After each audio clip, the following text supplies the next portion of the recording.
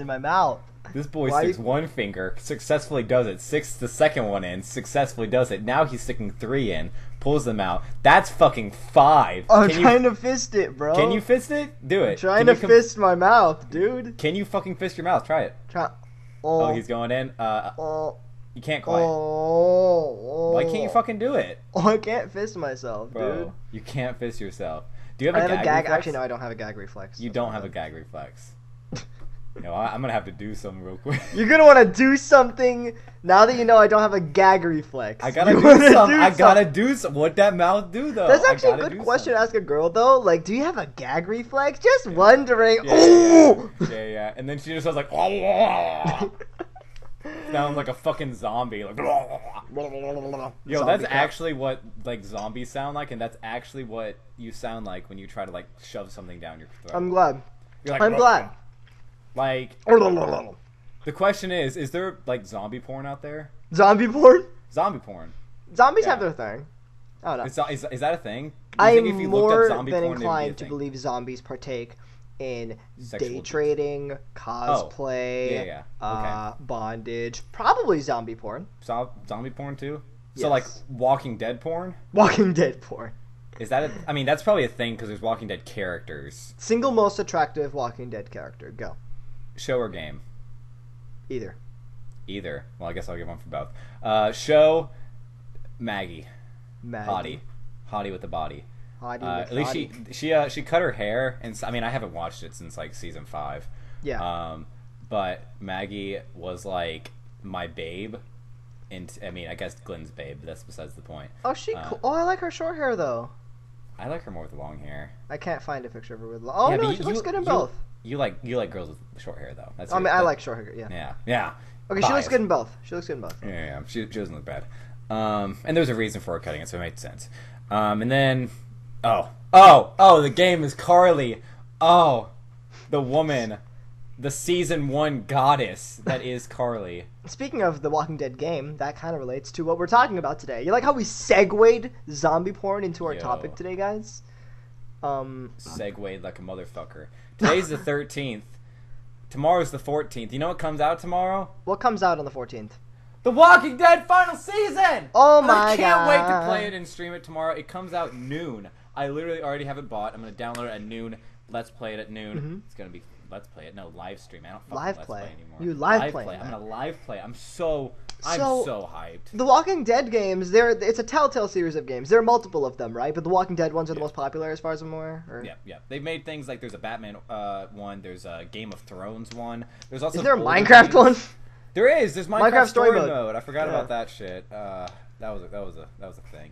I watched the first season of that. It wasn't bad. That's fair. But Telltale is actually going to be a very important topic today because our podcast, as you can see, is all about, I'm not sure exactly what it's going to be called yet, but something to do with, our topic today is about branching stories, multiple choices in video games, multiple endings, different choices, different narratives, stuff like that.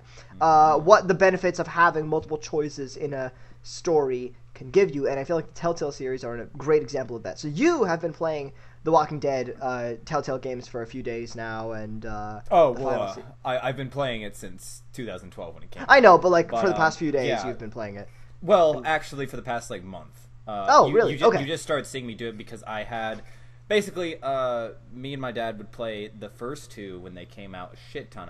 I watched it, and then I played it alone, and then I played it with my dad, and then I played it where I only did everything for one character because I love him with all my heart, and I'm not going to say who that is because we don't want to spoil shit. But the best character in the series, I did everything just to make him happy, and then I just played it for the 5th time, the first season with my mom a month ago. I love this series. It never gets old to me. That's awesome. The second game, I believe, I watched it, played it with myself, played it with my dad, and then played it with my mom. So that's 4. And then the 3rd season, I was so away. Like the 2nd season broke my heart so bad that I stayed away from it till a year and a half after the 3rd season came out, which was very recently, like a month, just before I started playing it with my mom again. I watched someone play the 3rd season, and I enjoyed it, and it got me enough back into the season to want to the series to want to play it again. It's not as good as the first 2, but and then this playing through it, which I bought it on Steam. I had the other 2 on PlayStation, so it actually notifies people that I'm playing the 3rd season. Bought it and actually played through it. I actually got surprised at the end because I know when we were talking about the third season earlier, we were saying that it's very canonical. I picked a different route at the on my side than the time I watched it, and it was so different. Like the ending was so different. That's awesome. It shook me so hard. So I guess just to clarify to the viewers who might not know about the Telltale series of games, and just to like lay down the groundwork for the fact that like today we're talking about like multiple endings. How does the Telltale games like work when it comes down to like multiple choices and crap like that? If you want to just like explain the Telltale games. Basically, in at least the ones I've played, you're playing as a character, and through it, although it's not a gameplay based game, there is gameplay usually about finding clues and using those clues to talk to other people about things or to get certain things done, or it's almost puzzly. But for the most part, it's about playing as a character who has very large moral choices and the aspects of morality and what choices you would make, both choices not being good or bad necessarily, and using those choices to go through a game to tailor your experience and change the story is basically all of Telltale's games. And I feel like because the Telltale games, they don't necessarily... Because I feel like you don't necessarily... Okay, when you play a game that has multiple choices and multiple endings, you would immediately want to shoot for, you know, the best ending. But I feel like in the Telltale games, you don't really know exactly, like, what you do, like, how it's going to make you reach the best ending. So really, the only thing the choices do is, like, provide, like, a huge moral indicator. Like right. they're a huge indicator of your moral compass or what you want the character's moral compass to be. Yeah, so I would like to say, like, when it comes to not knowing the effects, something simple, this isn't a spoiler at all, but in Season 2, when you are in a house, you have the option to steal a watch from a drawer. You being usually a good person, most people are like, oh no, I don't want to steal the watch, that's mean. So you don't steal the watch, usually. And then, later on, you and your group are forced to leave the house because... reasons. And halfway down the road, the person whose watch it was, he looks down and he's like, oh shit, I forgot my watch. That was my dad's watch. He died, but he gave me the watch. And so you could have given it to him at that point, but since you didn't steal it because you thought you're not being a mean person, you're not able to give him the watch. Mm-hmm. And so it's things like that where you don't know, just like real life, which is what makes the series so good based off of everything. The reason the series of Walking Dead is so good is because it makes you so emotionally attached to characters, and since the effects of things you don't know or what's going to happen is so real, just the aspects of reality is really what makes the series really good. Right. And it's nice because so I feel like if a game like this, it provides you like all these different choices that like the main thing they do is spotlight your moral compass, and like you'll probably be hearing this a lot throughout the podcast, but what this does is kind of... Because you have multiple choices, like you can either do a good thing or a bad thing, you won't know which one is which, but like, you know, they give you like different sides of all of these characters. So what that calls for, I feel like, is dramatically different characters, like all these dramatically different characters in the same setting, and when you pick these different options, it gives characterization to all these characters. It gives depth to all these characters. It gives world building to all these characters. That's so good. Yeah, that's a massive theme of this podcast. Because we'll be talking about like why it's such a good story mechanic, and I think I want to get back to The Walking Dead super soon. But one other game that this reminds me of is Until Dawn. Until Dawn is a game that is mostly based on the butterfly effect, where or that's like the main theme of the game, where 8 people who are radically different, but they're like friends. They all have a different path with each other. Like these 2 used to be together, these 2 broke up, these 2 don't like each other, these 2 are now dating. They used to have history with each other, and now a year later they're now meeting up at this mansion in the middle of an Arctic forest, blah blah blah, and having a ball with each other. And it's a horror game actually, but you have all of these really, really random choices in the game. Like... to kill a bird or not yeah, that's the thing. To shoot a bird and not shoot a bird. But you shooting this bird actually does sort of disturb the nature. Like, it disturbs, like, the flow of nature. And that does screw with you. Or, and that can change the entire path you go on just because you shoot a bird at the beginning. Yeah, butterfly effect. Yeah. Or I think I've heard of this. I've only played through like a third of the game, so I don't know anything. But apparently, there's a part in the game where you have the ability to like get a weapon and put it in this room, and that serves you no purpose until later in the game when you're being chased by something, and you'll get chased through that room and you'll realize, oh crap, I left the Yeah. weapon here. I think I know. I haven't seen that, but I'm pretty sure I know what you're talking about as Right. well. I don't even know what I'm talking about. I just read about that. I think I know that. I'm pretty sure one of your characters, as a different character, you see a bat, and you can put the bat down, or you can either take the bat yourself, or you can put it down, and then if you put it down, another character comes in their, like, story, comes through and sees the bat and is able to defend themselves because you left the bat as a different character. Mm-hmm. Which is very interesting. You're Yeah. trying to, because usually you're trying to have the best outcome for yourself, but in Until Dawn, you're every single, like, character that isn't, the psychopaths and the monsters and stuff like that. So the fact that you're trying to have the best outcome for, like, 8 characters is really interesting and something I've never seen in the game before. Right, and you will not, like, be able to, like, get the best ending on the first try, where it's like, oh, I'll just know, like, what the best thing is for all these 8 characters, how to, like, make sure they all live, because you probably won't. But I guess something that I'm thinking about right now is that the goal of having multiple pathways and multiple choices is to sort of, like, give the depth to all these characters and to, like, make replayability a thing, but I feel like for the player, it's also just really fun to, like, experience the same scenario, but, like, from 2 different points of view. Like, oh, kill this character. Oh, don't kill this character. Or, like, oh, shoot a bird. Oh, don't shoot a bird. Like, it's fun to, like, be able to replay the exact same storyline, but, like, have radically different outcomes. Like, we like that. A lot of people like that. Oh, yeah. It's so cool. I feel like, again, that's most impactful going back to The Walking Dead, where, like, but in other games where you're making choices, you wouldn't, like, the choices are kind of minor, like, you'll still have, like, the same major events or whatnot, but, like, I feel like the Telltale games are so forceful and strong when it comes down to, like, what their choices are. So, like, in the Zero Escape series, which we'll get to, your choices are like, oh, just pick one door or another, like, I don't know how that could affect me or whatever. Until Dawn, like, still your choices are pretty minor, but in the Walking Dead game, in the Telltale games, the Walking Dead game, you literally, you choose who lives or dies.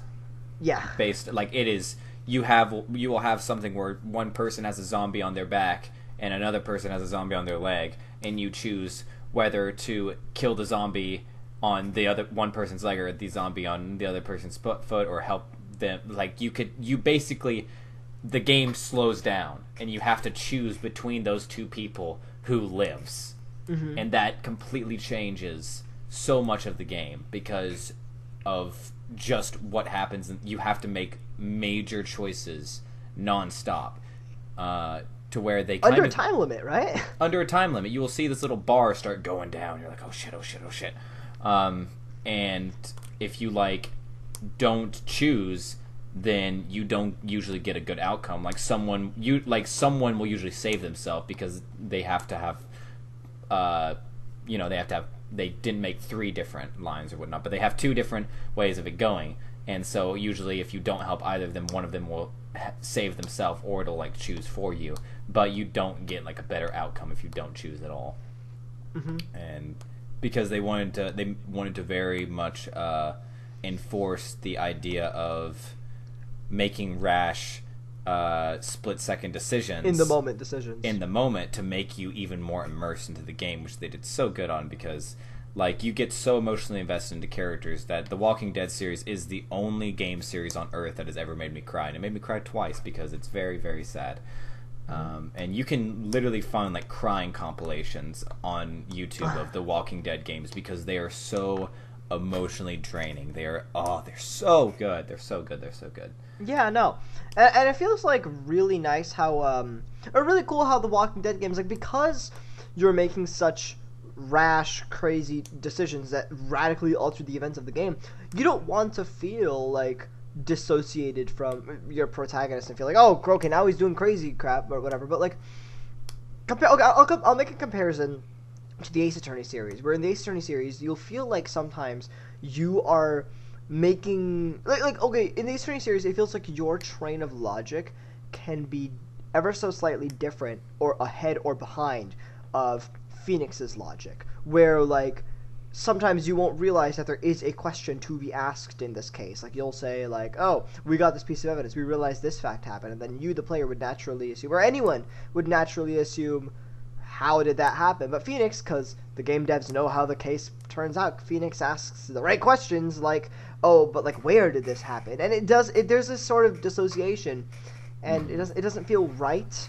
Or you can like discover like a massive fact about the case, but Phoenix wants to make sure you go through every fact that leads up to that fact logically to prove to the Now, I feel like with this, on the other hand, you can literally, with the Walking Dead games at least, you can literally shape your character into whatever you want them to be, which removes that dissociation, and I feel like it's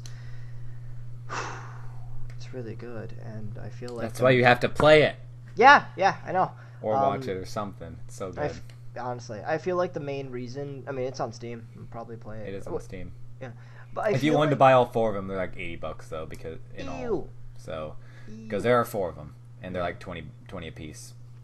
Well, either unless you buy the first or the final season before tomorrow, it's unless $17. I come over to your house and play them. Anyways.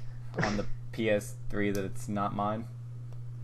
Except for the third one. If you want to start with the third one, let's start with the third one. Really bad idea. Let's start with the third one. But I feel like the reason why that works so well, why like the choices are able to like be such a massively amazing part of the game, is because the Telltale games like literally like that is their number one gimmick. Mm-hmm. I feel like for any of these other games I mentioned, not Until Dawn, but like a lot of the games we mentioned, like the one of the main gimmicks is like, you know, some other gameplay gimmick, but I feel like the Telltale games, because literally the point of the game is to be able to have these radically different outcomes and really shape the game, that really makes it just so much more powerful. That like you're able to like put that much work into just creating all of these different scenarios in the same storyline. Like it must be so time consuming, but like that's what the game is built on. So hey, they're good games, and there's so many of them too. There are a lot of them. The Walking Dead is definitely the most successful because in 2012 it won, I think, like 97. It won like over 90 plus Best Game of the Year awards. It got Best Lead Actor for in a video game, like just Best Lead Character, Best Female Lead Character, Best Supporting Character. It got like all these awards for being like best game on everything because it was so successful in 2012. Right. God, that's crazy. I feel like I can't believe it's coming to an end 6 years later. Oh, I watched it the second they made it. I think like a week after it came out, I started watching it and started getting invested in it.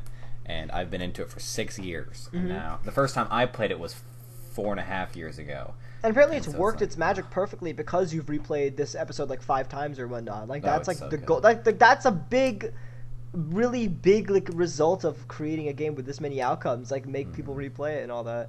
Yeah. Yeah, the first season's so good. The second season's so good. The third season's pretty good. Hopefully the last is amazing. I saw the newest, the like last trailer for the final season as like a big old like I guess just like a whatever, like I don't even know what I'm trying to say, but not just like here's some kind of snippet, like it shows like a montage of lots of shit that happens, that kind of stuff. Oh, that's awesome. That's really cool. And you don't really know what it means, but you see lots of shit happen, and I was like getting chills. It looks better than the third season by far. It looks really good. I feel like speaking of the butterfly effect that we were talking about earlier with Until Dawn, another game that also really loves the butterfly effect is a car honking outside my home. That's my favorite game. A car honking outside my home. Yeah, I know. The main character is Jeff. The butterfly effect. Rams the car. Yeah, the butterfly. The butterfly effect. Guys. Explores so many different worlds of this car ramming into people's homes while the honk is blaring across timelines. Oh my god. Life of Strange. I did not mean to say. You did not say Life of Strange. I actually meant to say Life is Strange. But I said Life of Strange. You did not just say Life of Strange. Life is Strange. Life is Strange. It's a good game. I actually meant to say Life is Strange. Damn it. Approximately, breaking the fourth wall, approximately an hour ago, we played the 4th episode. And, I mean, we're not done yet. We're 1 episode away. 4 out of 5 episodes of Life is Strange. But, and it was... Oh, my gosh. Okay. It's getting good. It's getting good. Finally. I feel like both of us can agree that the game is pretty slow. But... It's picking up, and what the game sort of thrives upon the first 3 episodes are really slow. Right. The game sort of thrives upon this whole, like, you're playing as a girl in like this high school setting, and there's like all this high school society, blah blah blah. Girl wants to kill herself, and there's cliques, and there's like teachers, and there's drugs, and like like that sort of setting. But it's put in a really bleak atmosphere, which is really good, and Max can go back about, like, we'll say roughly up to a minute back in time. And it's really good because there are basically how it works is that every once in a while, like like there's a lot of times where you're given choices, like how to talk to someone, like out of 3 conversation topics, or hey, you want to go to this thing, maybe not, I don't know. But then every once in a while, the game will go slow down and it'll go, and it will go like everything will slow down. Your choices are like all caps, and it's like a major story event. Don't know how the game changes. I think each chapter still ends in the exact same way. I think the game still has one canonical ending that like stays the same. So I'm not sure exactly how it works out, but there are choices that can like affect the way you experience the game, because you are dealing with like a setting that's like very unfriendly to you. So it's nice you can maneuver in your own way. Do you want to invite this guy to the drugs party or not? Do you want to get yourself down and dirty with the people or not? Except one time in the game, Warren. And there is one part in the game where it goes dun, dun, dun, dun. Do you want to kiss your best girlfriend, or do you want to not? It's the most intense decision. It's so random game. Too. Like I feel like it's gonna. I think it's gonna have something. It's gonna have some kind of implication. I still do not understand what like that meaning of that was. Like the game literally slows down for an epic decision where it's like, do you kiss Chloe, your like best friend, or do you not kiss Chloe, your best friend? I kissed Chloe so quickly.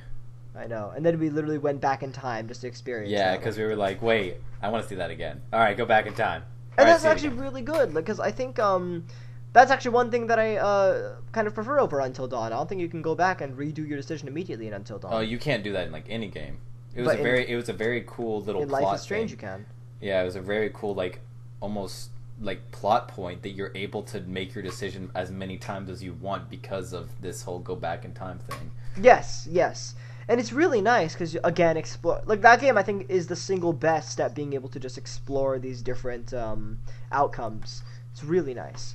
And it used them in like puzzles too. Like you need to figure out how to get into a room, and like you like turn back time, or like you figure out how to get into a room and you literally break into it, but then the cops come out, so you go into the broken down room, reverse back in time to when the room wasn't broken in, but now you're on the other side of the door. Like it's clever sometimes. Yeah, it's very, very, very interesting. Yeah, but either way, the storytelling itself is kind of slow, but I feel like the fact that like it takes till chapter 4 to start being a good story. Yeah. But at chapter 4 it started to pick up. And I'm glad. The only thing that's disappointing to me is that people made it out to be like the best game ever, but I can't have a thing called the best game ever if 3 of the chapters are almost uninteresting to me. That's me and Stein's game. Yeah, and I'm like, I enjoy it, and I enjoyed the first 3 episodes, but the 4th episode was the first time I actually was like, this plot's engaged. Yeah, good. It took 3 whole episodes, and at the very end of 3 there's something interesting, and then it starts getting good. Right. Which was kind of my problem with it, but it was so far. It's besides chapter 5, I hear chapter 5 is insane, so it'll be fun. Yeah. With that in mind, do you want to get to the big magnum opus, the biggin? The biggin? The biggin. Yeah, sure. Let's get to the biggin magnum dopus. Dopus, magnum dopus. The magnum dopus. The biggin. So, you guys know, if you're on the podcast, if you are on the Discord server, if you're friends with us, you know that we idolize the Zero Escape series. It's kind of the best gaming series. Amazing. Do you wanna start us off, or what? Where do you even start? Where do you even start? I was gonna say, how many times have we talked? How much do we want to reiterate? We talked so much in the storytelling episode. Just in the context of this podcast, I guess. Yeah, I don't know. But there are ants all over my watermelon. Oh, ants. So the ant effect. The ant effect. Ew. But when it comes to wow, I just said The Walking Dead. When it comes, okay, I'm gonna bring it back to when it comes to Zero Escape, in the aspect of multiple decisions, you did say that it is the decisions you make are 95% of the time just what door do I want to go to, and that's most of the decisions the entire game. But the fact that going through a door makes you go through these different endings of whether you die in a horrible way or you are able to discover the entire mystery of everything is pretty incredible, and it leads to these different endings. And the way, just like Life is Strange, uses time travel to be able to explore everything, the way that Zero Escape makes it where every plot is canonical because of time travel. And if you don't play, or every ending is canonical, and if you don't play all 6 endings in the first game, you didn't play the game. You can't go through one of the endings and say you played the game. Yeah. Same with the second game, same with the third game. You have to do every single thing to make it an actual experience of the game. And I will say, because you do not have a good grasp of how your decisions actually, get you to the good ending or get you to the bad ending, you would say, that's kind of frustrating. How many times do you play through the same game until I actually get to the good ending?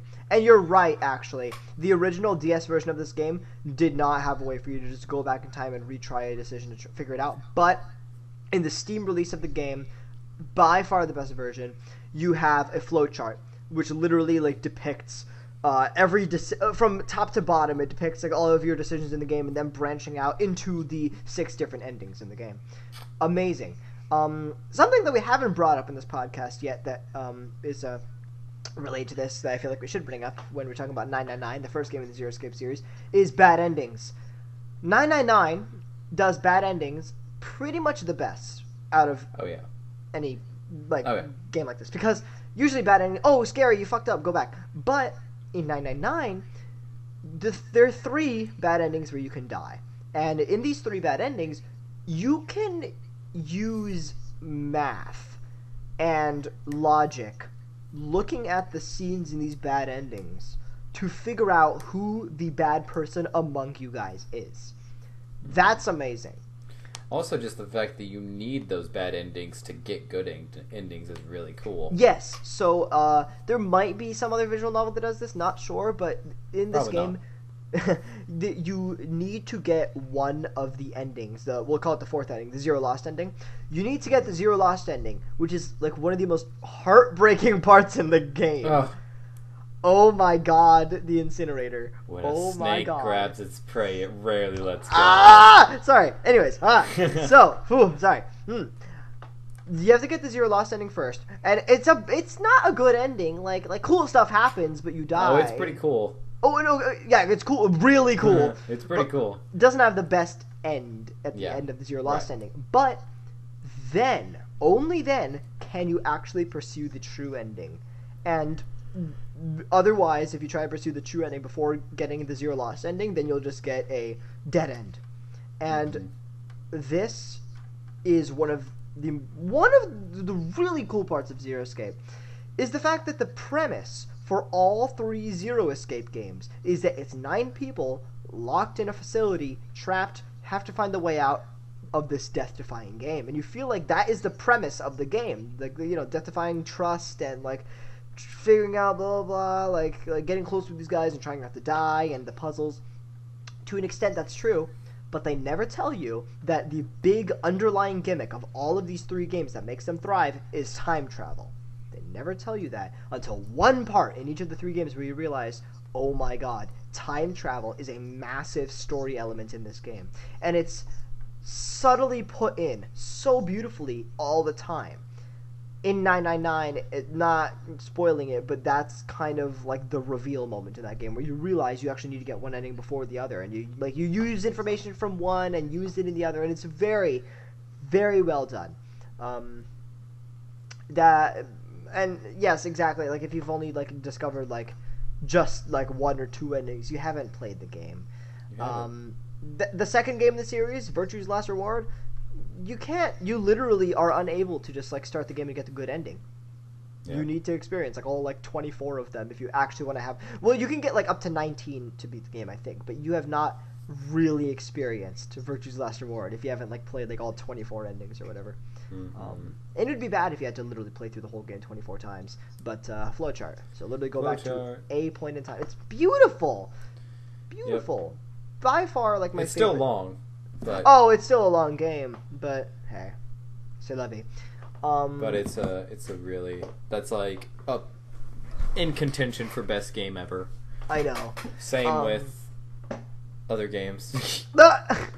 That now, aren't Xenoblade 2. Or X. Why did I say 2? X. X. Yeah, any game that isn't Xenoblade Chronicles X. Oh, well. Xenoblade Chronicles X fucking sucks. Have you ever talked about Xenoblade Chronicles X on the podcast? Have we talked about Xenoblade Chronicles X? Because I don't Jesus know if we fucking have. Christ. I think this podcast is literally just like a hate fest for Xenoblade Chronicles X and Life Steins of Hate Gate. Xenoblade Chronicles X. It's really just us ranting about how bad Xenoblade Chronicles X and Steins Gate are. And how good Zero Escape is. Yeah, and how good Zero Escape is. That is what this is. It's kind of sad. No, so the so we brought up one of the best uses of bad endings in games. The other thing I want to bring up in the Zero Escape series, because I want to bring up a good few examples of this whole multiple choice thing done right before a few examples done wrong. Just to give you guys a good example. So I want to bring up from the third game in the Zero Escape series. How do we describe this? The incinerator and gun scene. The scene is just called Fire, I think, and it's just wow. Oh, I get it. It's called Fire. Because there's an incinerator and a gun. Oh my! I actually didn't catch that. You fire a gun. I actually didn't catch that. That you fire a gun. You fire a gun. That's clever. Yeah. Should I describe it? Go for it. Basically, Zero Time Dilemma is very clever in that it. That's not. Well, okay, I'll get to that in a second. But basically, there's one point in the game: Sigma, Phi, and Diana. In this part of the game, Phi is locked in an incinerator, which is going to ignite and incinerate her soon. And Diana and Sigma are exploring this room, trying to figure out how to get her out. At one point, a chair rises up out of the ground, and Diana sits in it. Nothing happens. Sigma sits in it. He's locked in. His arms and legs are locked. He can't move. Now Diana is exploring the room, trying to figure out a way to set them both free. And she finds, like, oh, there's a lock. Oh, the lock's kind of pressed, like, vertically to Sigma's head. Oh, there's something that, like, there's a gun. Oh, the gun can, like, activate the lock. Oh, God. There is a gun pointing at Sigma's head. And at this point, one of the coolest moments in the series happens, which is Diana has a choice. You, Diana, you have a choice to either shoot the gun or not shoot the gun. The gun is half live rounds, half blank rounds. And the sound of the gun will open the incinerator door. So out of this, you have two options for three outcomes. Either you shoot the gun, it kills Sigma because it's a live round but lets Phi out. Or you shoot the gun, it's a blank round, Sigma lives, the sound gets Phi out. Awesome. Or you don't shoot the gun and Phi gets out of the incinerator and she, like, cries about, like, why the heck would you do this, and then Diana shoots herself out of despair. But this game has a very nice gameplay gimmick where it doesn't treat its multiple timelines as, like, a linear. It's not linear at all. You play 90-minute fragments of the game, not knowing where each event takes place in time. The characters themselves don't know where each event takes place in time because after each 90-minute fragment, they're injected with memory loss drugs. So, you'll be playing a section where only Phi is alive. Later, you'll be playing a section where only all three of them are alive. And you start to piece together where each moment takes place in time. You incorporate a gimmick that interesting with multiple choice decisions that interesting. It's a really, really good formula, and I'm sad that I used to say Zero Time Dilemma wasn't a good game, because that's actually it's actually a good game. Another instance of that is the very beginning of the game, the coin. Flip. The coin. You just get told. I mean, this isn't really a spoiler because it's in the first 5 minutes of the game, but basically you get told to get let out. You can either get let out if you choose the right color on the coin out of flip, the death game, yeah. And or you can not get let out if you said the wrong one. So people are like, "Oh, it's red," and then the other people are like, "It's blue," and then Dude plays like, "It's blue, it's blue," and so it's like, "It's blue," it's blue. So if you go with "It's blue," then you get out. There you go. That's an ending. You literally get credits and everything. You make it out of the death game within the first 5 minutes of the game, of being imprisoned in this death game. You just get out. It's That blue. you actually like that first you like actually will 100% of the time get out. And then like you get an ending, credits, everything. Then you need to replay the game and then purposefully pick the wrong coin side to actually start the game. Yep. And that sounds so stupid. Why would the mastermind of the game literally just go like, "Oh, hey, I'll let you guys out if you pick this up"? Well, two reasons. One, There's reasons for that. there's reasons. One reason is that a major theme of Zero Time Dilemma is the unfairness of life and how much lack of control that you guys have. Literally, you were told at the beginning of the game that 6 people have to die in order for you guys to get out. And it's hopelessness. That's a big theme of the game. As for the other reason, it's actually completely intentional. Creating 2 different outcomes. Yep. That's completely intentional. Time travel is amazing in Zero Escape. Yep, that's why choices are cool. Choices are really cool in that series, and it's done well. It's done really well. Unlike 2 games which I will quickly bring up that don't do time travel. Time travel. Cave Story and time travel. No. 2 games that don't do multiple choices that well. One is Cave Story, as I just said. Cave Story is an amazing game. Amazing music, amazing bosses, amazing. Pretty much everything about the game is amazing, actually. The only thing is that you'll be playing through the game, side-scroller shooter game, fun, try to go up the falling island, blah, blah, blah, blah, blah, going to the final boss, and then you meet a character from earlier in the game that says, "Oh my god, this is crazy, I'm gonna fly out of here, wanna come with me?" "Yeah, sure, I'll come out. You seem like a nice guy, I liked you before we hung out, let's go out of the island." And you fly off the dragon, fly off the island, and that's an ending. It's basically like the "you're a coward" ending. That's actually an ending of the game. You don't fight the final boss, because you chose to be a coward and left, and you then need to start from the beginning of the game. yay. Why? The second ending of the game is if you refuse his offer and then go up and fight the final boss. Okay? Yay. The third ending of the game grinds my gears even more than the first one. There are many very abstract, very vague choices that you can make in the game. Not choices that you can make in the game, choices that you have to make in the game. The choices aren't given to you. Stuff like make sure you jump over this gap so that you don't fall down into this gap and can't get this item in the future. Make sure you don't you can do this item so you can use a rope later. So in that scene where you're drowning with Curly, you can attach the rope to yourself and Curly so you can make it out of the drowning room. Like stuff like that.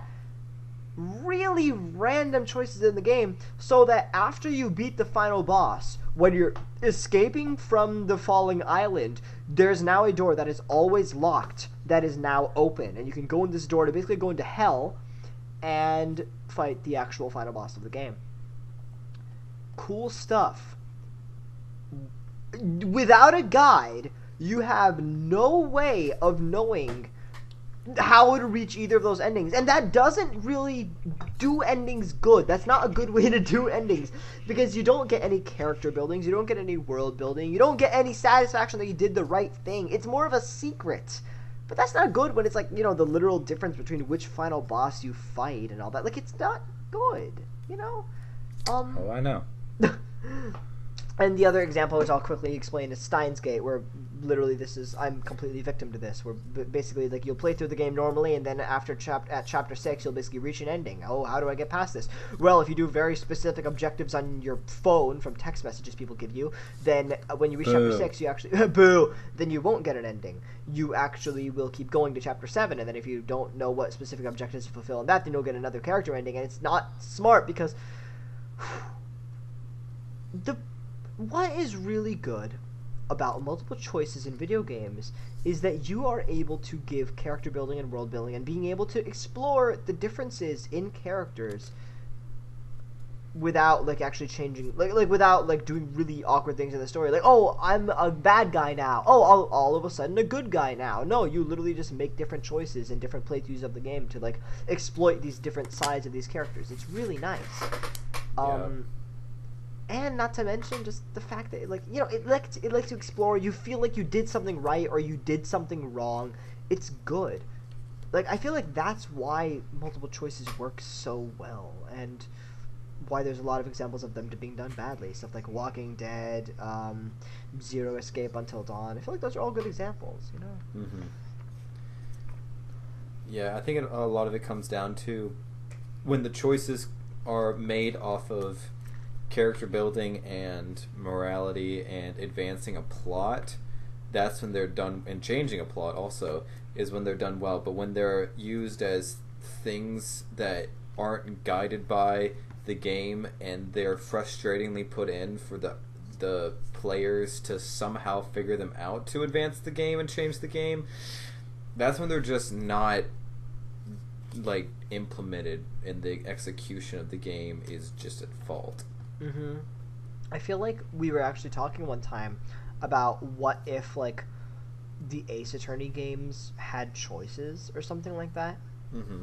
And what was that? That was kind of like, we were talking about like what if Phoenix was able to explore like all of these different aspects in a trial, because pretty much it's just like you can make choices in a trial. If you get it wrong, you get a penalty and then you lose.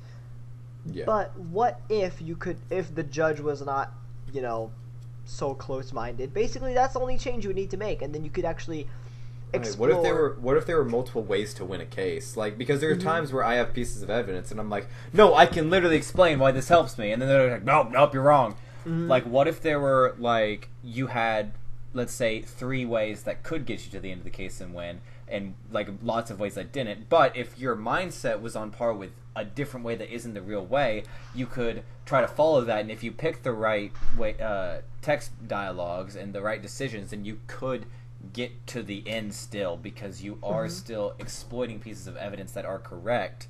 It's just not the ones the game wants you to do. Right, and it's interesting because you know how Ace Attorney is regarded as like the most popular visual novel series and all that, and like the most mainstream visual novel series. I feel like multiple choices are such a hallmark, or not a hallmark, but like such a big factor of like really good visual novels. Like people really enjoy being able to have that effect on the story. And yet the Ace Attorney series, wouldn't you describe it as like very linear? Like there's only one correct way to do anything. Insanely linear. There's only one correct way to ever do anything in the Ace Attorney series, because you are expected to always be on the same track of logic as Phoenix. And yes, you can try to infer and try to figure out stuff in advance, but it does not get you anywhere. That's a flaw of the series that I feel bad for exposing, but I feel like it's completely true. And I think the reason the way it still works with being insanely linear is because since the game developers and the game writers know exactly what they want, they can write the exact story they want without having to compromise it with multiple choices. Yes. Which is, I think, why they do it. I feel like, and I want to get back on this Ace Attorney topic, but Danganronpa V3 did something very similar to this idea, where basically, because Danganronpa 1 and 2 are actually pretty much exactly like Ace Attorney, where it's like you, everyone's trying to like give testimony, and then you realize there's a flaw in someone's testimony, your piece of evidence contradicts it, so you put that evidence to that contradiction, boom, move forward, progress. However, in Danganronpa V3, a game that still actually baffles me to this day at how good it is. Like, that's one of the only games that like I literally look at it and go like, oh my god, this game's actually really, really good. That game, you have the option to reverse the meaning of a piece of evidence. So Shuichi, good old ultimate detective boy, Sushi Saihara, he is not guilty. He did not kill the victim. And everyone's saying he did because he had the receiver. But you know that he didn't have the receiver. Well, actually, I don't think you do know that he didn't. No, yeah, I'm not sure, but basically you know that he didn't kill the person. But your piece of evidence does say he did have the receiver, because he did have the receiver. But you can lie and say, I had the receiver. Is that the truth? No. In a court, would that work? Not exactly. But it does move the case forward because everyone believes you, and then you can pursue an ever so slightly different logic path that will lead you to the exact same conclusion on who the killer actually is. You're getting the blame off the wrong suspect in a not correct way. But imagine if that was implemented in Ace Attorney. Imagine if you could, like, lie, ever so slightly. Right.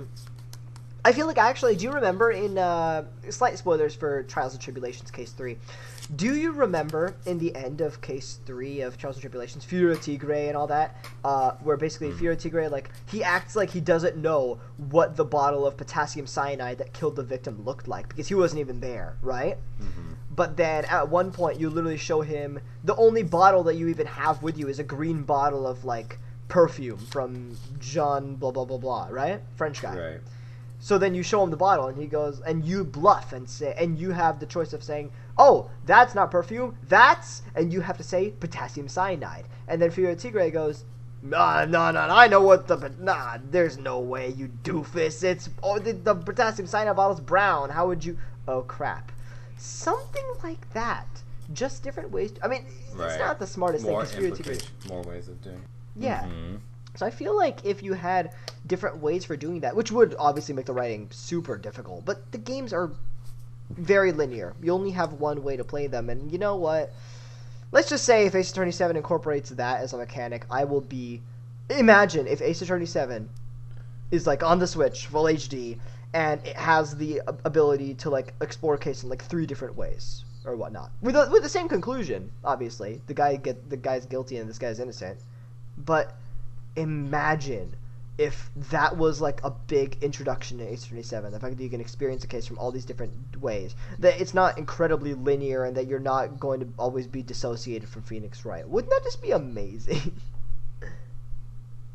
Yeah.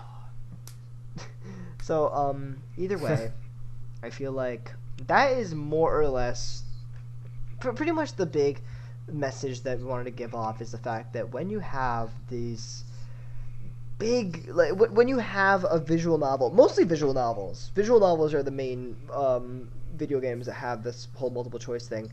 When you have a visual novel that has multiple choices, it really gives a lot of world building and story building, which makes this like a gameplay gimmick that adds a lot of credit to the game. It adds replayability because people want to experience the same scenario in different ways. And you know, it's a gameplay gimmick that like a lot of people enjoy, and like The Walking Dead and like Until Dawn, when it's like the main gimmick, that people really praise the games for that. Danganronpa V3, people think it's thematically really interesting. The ability that you're able to lie. The main theme of the game is truths and lies, and the fact that they made that a gameplay gimmick is genius. I'm still shocked at that game. Zero Escape, the fact that the multiple choices lead to multiple endings that are all handled amazingly with their insane, like the fragments and Zero Time Dilemma, and like how they like incorporate that.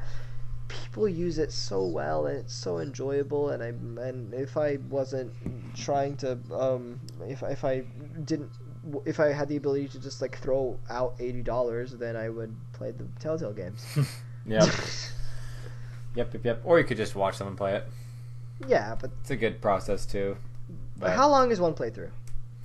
I'd say about 12 hours, 12 or 13 hours. Do I want to experience 12 hours times how many times of another person doing it? I mean, I don't know. One way or another, you got to get into it one way or another. That's fair. Because it's too good. It's too good? Is that what it is? Yep, it's too good. Why don't I just get Minecraft Story Mode on the Nintendo Switch? That would be actually better. What? Yeah, it's a real. I think there were multiple seasons. I didn't fucking watch past the first one. It wasn't that good. Oh, there were multiple seasons? I think so. I thought it was just one like goofy like Minecraft thing. I know the ending of season 1 wasn't like an ending, so I'd assume there was more. If there wasn't, then that'd be funny. Unresolved cliffhanger? Xenoblade Chronicles X, anyone? Oh my god, that's such a bad game. Fuck that game. Xenoblade Chronicles X is such a bad game. Kill it with fire. End it. Never bring it. Well, that was nice. I hate that game. We are literally one day going to have a Xenoblade Chronicles X podcast, or just Xenoblade series podcast, or something. Oh, we could have a whole one on X and why it's so bad. I could talk for 3 hours about how bad Xenoblade Chronicles X is. Yeah. So, is that more or less all we had to say? Yep. So, guys, make sure to leave your comments down below on what you thought on what we had to say, and any other games that have really cool multiple choices. And, guys, freaking play Zero Escape. I'm really sad that it's a little too expensive on Steam, but freaking play it. You won't regret it. You actually will, like, make up that money in, like, pure exhilaration and joy. Yep. And the Walking Dead series, do that too. It's also very good. Yeah. It's also like cheaper than the Zero Escape. It is. Actually, they're pretty close. Pretty close. Didn't you say $80? Oh, well, $80 for 4 games, $40 for 2 games. Okay. Yeah, so it's about the same. They're both about $20 a game. All right. And then I was actually looking because Until Dawn, I was saying I played it, but I don't actually own it. I just played it on someone else's PS4. I was looking to see if it was on Steam, and it's not. I want a PS4 for that. Yeah, it's not on Steam. I want a PS4 for Ni no Kuni 2. I want a PS4 for all the Kingdom Hearts games. I want a PS4 for a lot of games. Actually, no, Ni no Kuni 2 is on Steam, but I don't know if it can run that well. And going into college, we have the money to buy PS4s. That's another thing. That's why I entered like so many free PS4 giveaways just to like hope I win one. Let me guess. You didn't win one. You are so smart. You're really good at I'm guessing. smart. I got it right. I'm still entering more. I've been like actively entering PS4 giveaways. Oh in my the hopes that God. No, seriously, I want a PS4. You're not gonna get one. I'm not gonna get one, but if I get one by luck, I am going to gladly take it. That'd be pretty baller. Dude, a certain friend around me won one at a raffle on graduation day. Of course I'm gonna try. Can't believe Eric just won it. You should just ask for his. He's not. He literally bought like all 8 Kingdom Hearts games for $100 on the PS4. What? I know. He is getting the luck, and I'm getting like literally we switched. Our relationship was that I got everything and he didn't, and now it's like switched. Wow. It's good stuff. I have 40 Amobis. It's okay. They're not fucking called Amobis. Okay, well you would hope they aren't, but guess what? They are. What do you mean? I'd hope. Literally, they're called Amobis. I don't know what you want from literally me. look up on Nintendo and show me an official Nintendo source saying it's called Amobis. Done. I'll do it after this podcast, and you guys too. Actually, I'll send an official picture of the Amobis in the Squad in the Sky Discord server, which you should join. No, they're fucking called Amiibos. You Okay, dumbass. but we'll see. We'll see after I'm done with you. After I'm done. Done with you, we'll see what they're called. I'm about to do something real quick. I will do something to you. After I'm done with you, they'll be called I'm gonna Oh have to God do- Mercy. No, I'm gonna have to do something to you. What that mouth do? What that mouth do? No gag gag reflex. reflex. Gag Man, reflex. we came in a complete circle. We came into a complete circle. How do we come complete circle? What We the are. hell? That is the meaning of life. The butterfly effect has brought us in a full circle. Time travel. Now we're gonna start talking about zombie porn. It's the circle of life. It's the wheel of fortune. Wait, what the fuck? Alright guys, thank you guys so much for listening to Life on Screens podcast. Make sure to always to like, comment, and subscribe for more, and make sure to subscribe to both me and the Killer Kill, and make sure to PayPal us money for college because we don't have any, and I need. Blaze, no, we just need to live. Blaze. Well, PS4 wouldn't be bad too. No, I'm kidding. Dude, they're expensive. I want it. Or just put the games on Steam. That'd be infinitely better. That would be better. One time, that's actually another podcast topic that I want to have, which is just like the value of Steam because Steam is lit. Mm-hmm. Anyway, guys, we'll see you later. Bye.